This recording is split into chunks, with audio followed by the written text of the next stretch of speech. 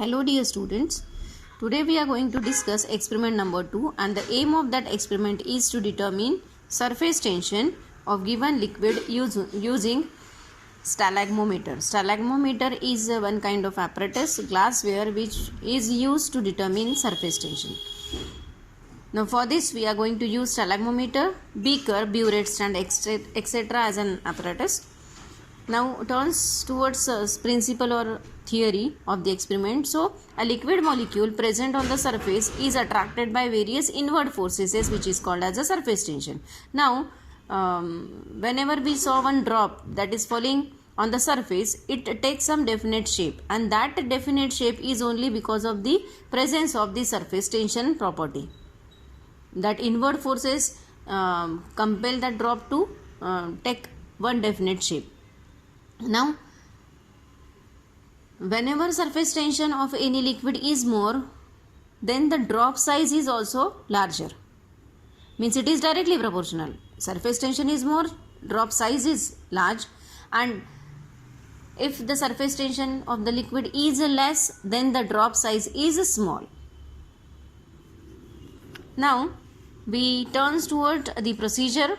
So, to carry out this experiment, we need apparatus which is called as a stalagmometer. So you can see this is called as a stalagmometer. This is a glass apparatus where you can find one bulb, and below that bulb you can see capillary.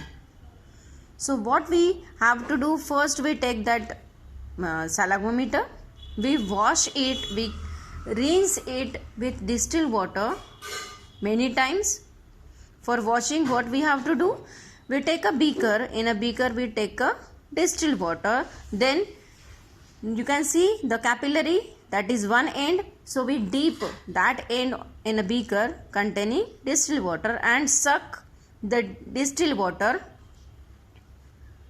with the help of that rubber tubing that is present on the uppermost part of the stalagmometer, and then we rinse it and then blow from the rubber tube so that the distilled water, it will again go through the capillary and just drain the apparatus. Means you have to wash out all the distilled water in it. Do the same thing for 2-3 times. So that is a washing process. Now after washing, you have to attach the stalagmometer in exactly vertical position on a burette stand, as you can see in a figure. Now again, as in previous experiment, we determine the viscosity, but that time also we take one reference liquid, that is distilled water. So here we are going to determine surface tension of one liquid. Again, liquid is ethanol, but the reference liquid is water, distilled water again. So first we will count the number of drops for distilled water.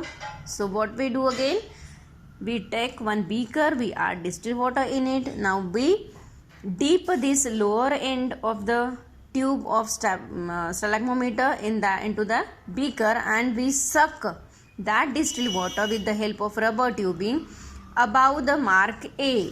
You can see mark A and B. So we suck that distilled water above mark A, and you can see one pinch clip on the rubber tubing. So we, with the help of that pinch clip, we make it tight so that the water level will be remain as it is, okay, up to the above the mark A.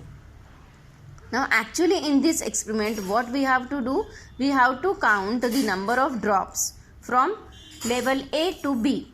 Means any liquid when passes from level A to B, how many drops is falling down, we have to measure that or note down that number of drops.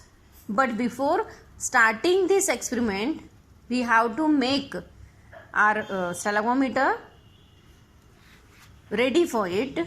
So what is the procedure for that? So here you already suck the distilled water above the mark A. You make that level steady by making that pinch clip tight. Now what you have to do, you have to count the number of drops for 1 minute.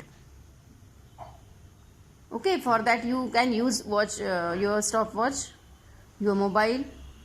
Okay, and you have to lose that pinch clip, so that in such a way that in 1 minute number of drops that are falling down, they should count between 13 to 15 drops. Okay, we are talking about 1 minute and not about the mark A and B now, because we are going to standardize that apparatus. So for this we have to set our apparatus, where that apparatus, through that apparatus, number of drops, how many drops, 15-16 drops at one time in 1 minute should be falls down. Okay, so and how you will perform it, or how will you do this? By using that pinch clip. You have to either tight it, make it tight, or make it loose. If more number of drops are falling down, then you have to make that pinch clip tight. If number of drops are very less, they are coming 5 or 6 in 1 minute, then you have to lose that pinch clip. Okay, so this is about only preparation of, or we are going to set that apparatus. Now your apparatus is set. We are suppose that it is set because I say 14-15 drops are falling down. Now you have to keep that assembly as it is, means now you will not touch that rubber tube or pinch clip, because you already set it. Again, suck the distilled water through the rubber tubing without losing or making it tight. Remain it as it is and suck that liquid distilled water now above mark A. Now we are going to actually start our experiment. Then when that level of liquid, saying distilled water, come or it is on A level, then start counting number of drops falling down, and you have to count that number of drops up to the level when the distilled water reaches to B. So in all we have to count the number of drops of liquid falling down from level A to B and note it down in your record. Now again repeat the same procedure for same distilled water, and you have to perform the same for near about 3 times by using distilled water. Now after third reading, your mostly all the distilled water come down in a beaker. Again blow from the rubber tubing, don't touch pinch clip. By pressure blow from the rubber tubing, so whatever distilled water is there in a stylometer, it will be removed. And now in another beaker or in a beaker take liquid of which surface tension we have to determine. So we are going to use ethanol. So we take ethanol in a beaker. Again by the same way we suck by dipping that capillary end in a ethanol beaker. We then suck the ethanol above the mark A.